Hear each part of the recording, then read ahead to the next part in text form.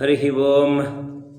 ಈಗ ಅಗ್ನಿಹೋತ್ರ ಮಾಡುವಂತಹ ಪ್ರಾತ್ಯಕ್ಷಿಕೆ ನಮ್ಮ ವೇದ ಭಾರತಿ ಮಹಿಳಾ ಸದಸ್ಯರಿಂದ ಅಗ್ನಿಹೋತ್ರವನ್ನು ಮಾಡಿಸ್ತೇನೆ.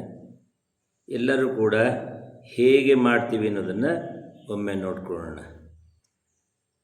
ಮೀನಾಕ್ಷಿ ಬತ್ತಿ ಕೈ ತೆಗೆದುಕೊಳ್ಳಿ, ಅಲ್ಲೇ ಇಟ್ಕೊಳ್ಳಿ. ಬತ್ತಿ ಅಂತ ಕೆಳಗೆ ಮಧ್ಯೆ ಇಟ್ಟಿರೋದು ಹಾಗೆ ಮುಂದೆ ಸ್ವಲ್ಪ ಅದ್ರ ಬುಡ ಕಾಣೋಗಿಡಿ. ಆ ಕಡೆಗೆ ಎಲ್ಲ ಬುಡ ಹೀಗೆ ಕಾಣೋಗಿ ನಮಗೆ ಕ್ಯಾಮ್ರಾ ಕಾಣಲ್ಲ ಬಿಡಿ, ಹಾಗೆ ಕಾಣಲ್ಲ, ಬೇಡ ಬಿಡಿ. ಇಲ್ಲಿ ಕುಂಡದ ಮಧ್ಯದಲ್ಲಿ ಕೈ ಬಿಡಿ, ಅಲ್ಲಿ ಇಟ್ಟುಬಿಡಿ, ಕೈ ಎತ್ತಿ. 3 ಹತ್ತಿಯ ಬತ್ತಿಗಳನ್ನು, ಅದನ್ನು ಹೂ ಬತ್ತಿ ಅಂತ ಹೇಳ್ತೀವಿ, ಸಣ್ಣ ಸೊಡರಿಗೆ ಹಾಕ್ಕೊಂಡು ಉರಿಸುವಂಥ ಬತ್ತಿಗಳು. 3-4 ಬತ್ತಿನ ಒಟ್ಟು ಮಾಡಿ ಅದನ್ನು ತುಪ್ಪದಲ್ಲಿ ನೆನೆಸಿ ಮಧ್ಯದಲ್ಲಿ ಇಡಬೇಕು. ಅದು ಇಟ್ಟಾಗ ಮಾತ್ರ, ಚೆನ್ನಾಗಿ ಇರುವಂತಹ ಬತ್ತಿಗಳನ್ನು ಇಟ್ಟಾಗ ಮಾತ್ರ ಮುಂದಿನ ನಮ್ಮ ಕ್ರಿಯೆಗಳು ಸುಲಭ ಆಗುತ್ತೆ. ಒಂದು ಇದನ್ನು ತೆಗೆದುಕೊಳ್ಳಿ, ಸಮೇತ ಕೈ ತಗೊಳ್ಳಿ, ಹಾಗೆ ಇಟ್ಕೊಳ್ಳಿ, ಹಾಗೆ ಇರಲಿ. ನೋಡಿ, ಕೈನಲ್ಲಿ ಒಂದು ಸಮೇತನ ಹಿಡಿದ್ದಾರೆ. ಇದು ನಮ್ಮ ಅಗ್ನಿಕುಂಡದ ಬೇಸ್ ಎಷ್ಟಿದೆಯೋ ಅಷ್ಟಗ್ರದ ಮಾತ್ರ, ಅಷ್ಟುದ್ದರದ ಮಾತ್ರ ತಗೋಬೇಕು. ಇವಾಗ ಇದು ಸುಮಾರು 2 ಇಂಚಿನ ಬೇಸ್ ಇದೆ.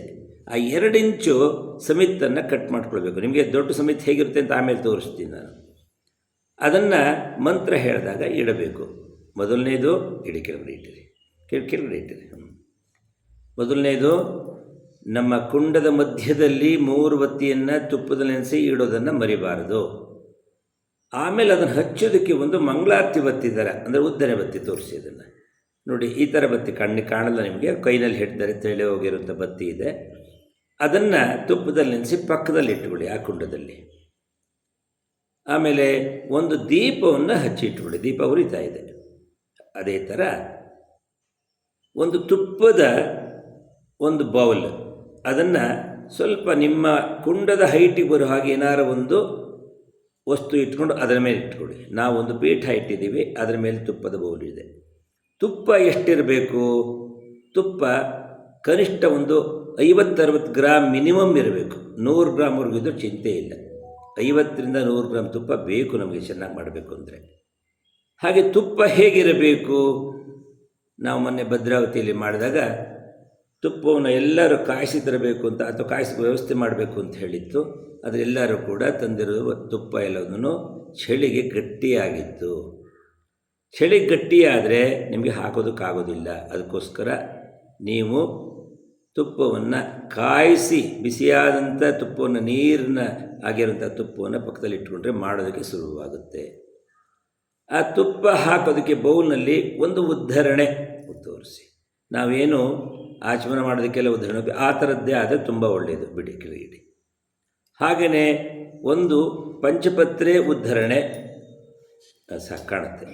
ಅದರ ಕೆಳಗಡೆ ಒಂದು ತಟ್ಟೆ, ಅದನ್ನು ಅರ್ಘ್ಯ ಪಾತ್ರೆ ಅಂತ ಹೇಳ್ತೀವಿ, ಅದರ ಕೆಳಗಡೆ ಇಡಿ, ಪಕ್ಕಕ್ಕೆ ಇಡಿ. ಇಷ್ಟು ಇರಬೇಕು. ಯಾತಕ್ಕೆ ಅಂತ ಹೇಳಿದರೆ, ಅದು ಇವಾಗ ಆರಂಭದಲ್ಲಿ ಅಂಗಸ್ಪರ್ಶ ಮಂತ್ರಗಳನ್ನು ಆಚಮನ ಮಾಡೋದಕ್ಕೆ ಬೇಕು.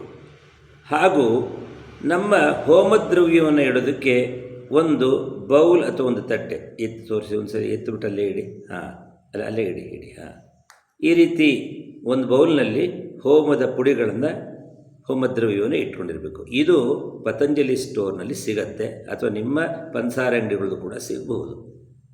ಅದರಲ್ಲಿ ಹೋಮಕ್ಕೆ ಏನು ಹಾಕಬೇಕು ಅದೆಲ್ಲ ಸಾಮಾನ್ಯವಾಗಿ ಹಿಮಾಲಯದ ತಪ್ಪಲಲ್ಲಿ ಸಿಗುವಂಥ ಔಷಧೀಯ ಗುಣ ಇರುವಂತಹ ಮರದ ಪುಡಿಗಳು.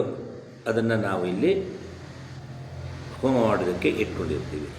ಆ ದ್ರವ್ಯಗಳು ಯಾವ್ಯಾವುದು ಅಂತ ಬೇಕಾದ್ರೆ ನಿಧಾನವಾಗಿ ಅದು ಹೇಳೋಣ. ಆದರೆ ಸದ್ಯಕ್ಕೆ ರೆಡಿ ಸಿಗುತ್ತೆ. ಪತಂಜಲಿನಲ್ಲಿ ಹೋಮದ್ರವ್ಯ ಸಿಗುತ್ತೆ. ಹೋಮ ಸಾಮಗ್ರಿ ಅಂತ ಅದರ ಮೇಲೆ ಬರೆದಿರುತ್ತೆ. 60 ರೂಪಾಯಿ ಒಂದು ಪ್ಯಾಕೆಟ್, ಒಂದು ತಿಂಗಳು ಮೇಲಾಗುತ್ತದು. ಹಾಗೆಯೇ ನಾವೇನು ಸಮಿತನ್ನು ಒಂದು 2 ಇಂಚು ತೋರಿಸಿದ್ದು ನಿಮಗೆ, ಬೇಸ್ ಎಷ್ಟಿದ್ದು ಅಷ್ಟು ಸಾಮಾನ್ಯ ಒಂದು 2 ಇಂಚ್ ಇರುತ್ತೆ. ಅಷ್ಟುದ್ದ ಮಾತ್ರ ಕಟ್ ಮಾಡಿ ಇಟ್ಕೊಂಡಿರ್ತೀರಿ. ಅದು ಸುಮಾರು 14 ಇಂಚ್ ಉದ್ದನದೇ ಸಮಿತ್ ಬರುತ್ತೆ. 14 ಇಂಚಿಂದು. ಅದು ಒಂದು 14 ಪೀಸು ಒಂದು ಪ್ಯಾಕೆಟಲ್ಲಿರುತ್ತೆ. ಅದಕ್ಕೆ 50 ರೂಪಾಯಿ ಚಾರ್ಜ್ ಮಾಡ್ತಾರೆ. ಸಾಮಾನ್ಯ ಒಂದು ತಿಂಗಳ ಮೇಲೆ ನಮಗಾಗುತ್ತದೆ. ಇಷ್ಟಿದ್ದರೆ ನಾವು ಅಗ್ನಿಹೋತ್ರ ಮಾಡೋದಕ್ಕೆ ಎಲ್ಲದೂ ಸಕಲ ಸಿದ್ಧತೆ ಆದಾಗಾಯಿತು.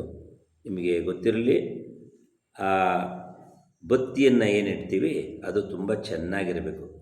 ಅನೇಕ ಸಲ ಬತ್ತಿ ಚೆನ್ನಾಗಿಲ್ಲದೆ ಹೋದರೆ ನಿಮ್ಮ ಹೋಮ ಚೆನ್ನಾಗಾಗೋದಿಲ್ಲ. ಒಳ್ಳೆ ಬತ್ತಿನ ಚೆನ್ನಾಗಿ ತುಪ್ಪದಲ್ಲಿ ನೆನೆಸಿ ಮಧ್ಯದಲ್ಲಿಟ್ಟಿರಬೇಕು. ಇವಾಗ ಶುರು ಮಾಡೋಣ. ಆರಂಭದಲ್ಲಿ ಆಚಮನ, ಅಗ್ನಿಸ್ಪರ್ಶ, ಆಚಮನ ಮತ್ತು ಅಂಗಸ್ಪರ್ಶ ಮಂತ್ರಗಳು. ಸೊ ಮೊದಲು ನಿಮ್ಮ ಪಂಚಪತ್ರೆಯಲ್ಲಿ ನೀರಿರಲಿ, ನೆನಪಿರಲಿ, ಪಂಚಪತ್ರೆಯಲ್ಲಿ ನೀರು ತೊಗೊಂಡಿರಬೇಕು.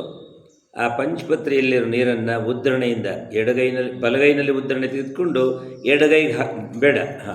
ಇವಾಗ ಆರಂಭದ ಆಚಮನ ಮಾಡಬೇಕಾದ್ರಿಂದ ಎಡಗೈನಲ್ಲಿ ನೀರು ತಗೊಳ್ಳಿ, ಬಲಗೈಗೆ ಹಾಕ್ಕೊಳ್ಳಿ. ನೀವು ಉಲ್ಟಾ ಮಾಡ್ತಾಯಿದ್ರಿ ಕಣ್ರಿ. ಒಂದು ಸಲ ಕೈ ತುಳ್ಕೊಳ್ಳಿ. ಈಗ ನಾವಿವಾಗ ಮಂತ್ರವನ್ನು ಹೇಳಲಿಕ್ಕೆ ಶುರು ಮಾಡ್ತೇನೆ. ನಾವೆಲ್ಲ ನಮ್ಮ ಹಾಸನ ವೇದ ಭಾಗದಲ್ಲಿ ಒಟ್ಟಿಗೆ ಹೇಳ್ತೀವಿ, ಕೇಳ್ಕೊಳ್ಳಿ. ಅದೇ ಥರ ನಾವು ಸ್ವಾಹ ಅಮೃತೋಪಸ್ತರಣಮಸಿ ಸ್ವಾಹ ಮಂತ್ರ ಹೇಳ್ತೀವಿ. ಆವಾಗ ಎಲ್ಲರೂ ಕೂಡ ಬಲಗೈ ನೀರು ಹಾಕ್ಕೊಳ್ಳಿ ಎಲ್ಲ. ಈಗ ಸ್ವಾಹ ಹೇಳಿದಾಗ ತಿಳ್ಕೊಳ್ಬೇಕು. ಇವೆಲ್ಲದಕ್ಕಿಂತ ಮುಂಚೆ ಒಂದು 3 ಓಂಕಾರನ ಹೇಳಬೇಕು ಆರಂಭದಲ್ಲಿ. ಓಂಕಾರ ಹೇಳೋಣ.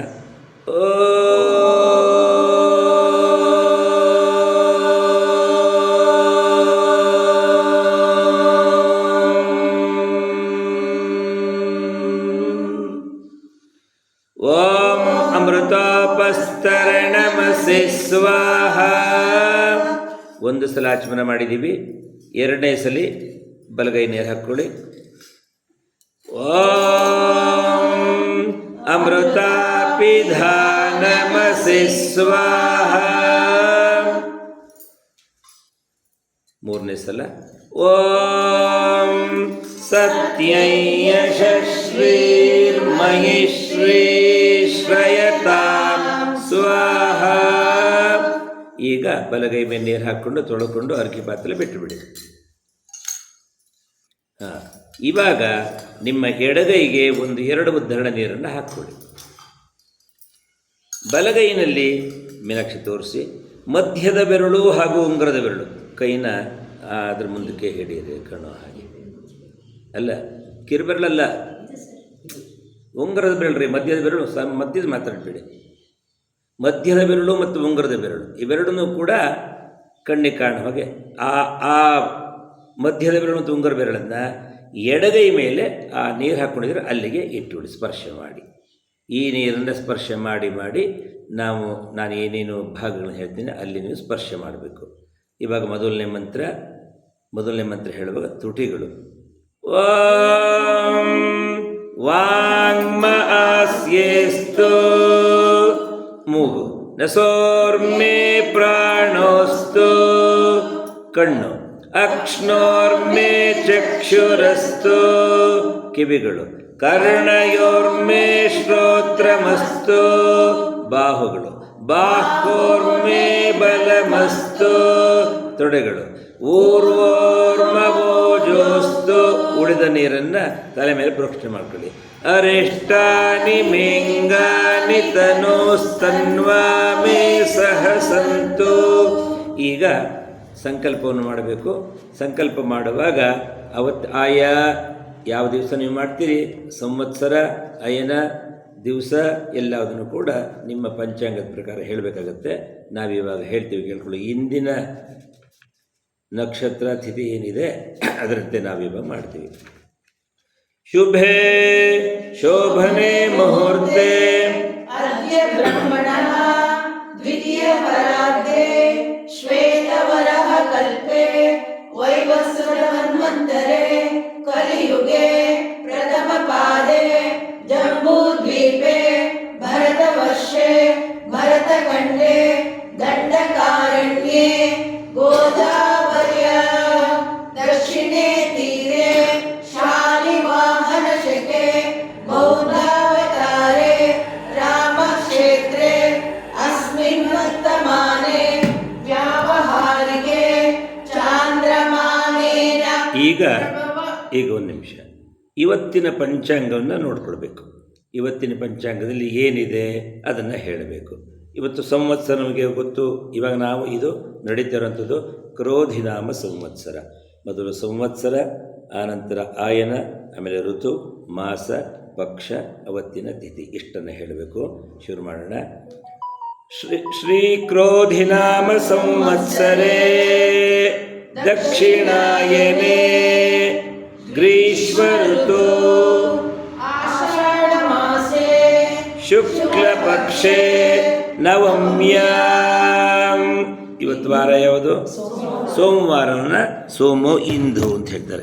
ಇಂದು ವಾಸರ ಯುಕ್ತಾಯ ಶುಭ ನಕ್ಷತ್ರ ಶುಭ ಯೋಗ ಶುಭ ಕರ್ಣ ಏವಂ ಗುಣ ವಿಶೇಷಣ ವಿಶಿಷ್ಟಾಯ ಅಸ್ಮಾಕಂ ಸಹ ಕುಟುಂಬಾನಾಂ ಅಸ್ಮಾಕಂ ರಾಷ್ಟ್ರಾನಾಂ ಕ್ಷೇಮಸ್ಥೈರ್ಯ ವೀರ್ಯ ವಿಜಯ ಅಭಯ ಆರೋಗ್ಯ ಆನಂದ ಐಶ್ವರ್ಯ ಅಭಿವೃದ್ಧ್ಯರ್ಥಂ ಧರ್ಮಾರ್ಥ ಕಾಮೋಕ್ಷ ಚತುರ್ವಿಧ ಫಲ ಪುರುಷಾರ್ಥ ಸಿದ್ಧ್ಯರ್ಥಂ ಅಗ್ನಿಹೋತ್ರಂ ಕರಿಷ್ಯಾಮಃ. ಹರಿ ಓಂ.